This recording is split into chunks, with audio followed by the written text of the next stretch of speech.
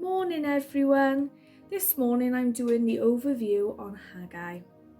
The book of Haggai was written by the prophet Haggai, and his name means festal, which may have indicated he was born during one of the 3 pilgrimage feasts. Haggai may have also witnessed the destruction of Solomon's temple, which would mean he would be in his early 70s during his ministry. Haggai is the second shortest book of the Bible and was written in 520 BC. Haggai's message was given during a 4-month period, during the 2nd year of King Darius. The first message was delivered on the first day of the 6th month, as recorded in chapter 1, verse 1, and the last on the 24th day of the 9th month. Again, you can find this in chapter 2, verse 10. Haggai, along with Zechariah, encouraged the returned exiles to rebuild the temple. In 538 BC, the conqueror of Babylon, Cyrus, king of Persia, issued a decree, allowing the Jews to return to Jerusalem and rebuild the temple. About 2 years later, they had finished the foundations with great rejoicing.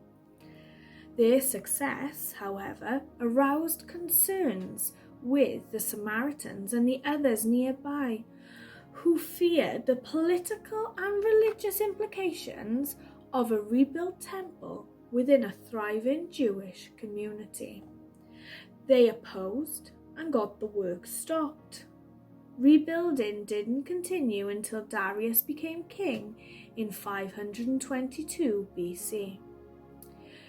During King Darius' 2nd year, Haggai and Zechariah began preaching.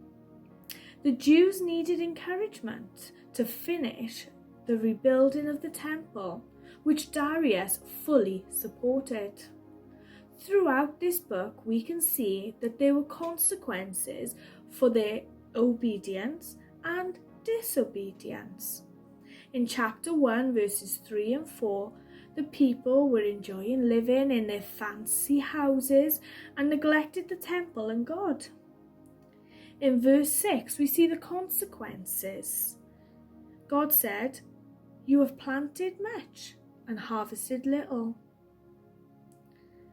God, through Haggai, warns the people by saying, "Give careful thought to your ways." Haggai had another message for the people. On the 24th day of the 6th month, we find in verse 13, it says, "I am with you, declares the Lord." When the people put God first and gave priority to the temple, they were blessed. In chapter 2, verses 19, it says, "From this day on, I will bless you."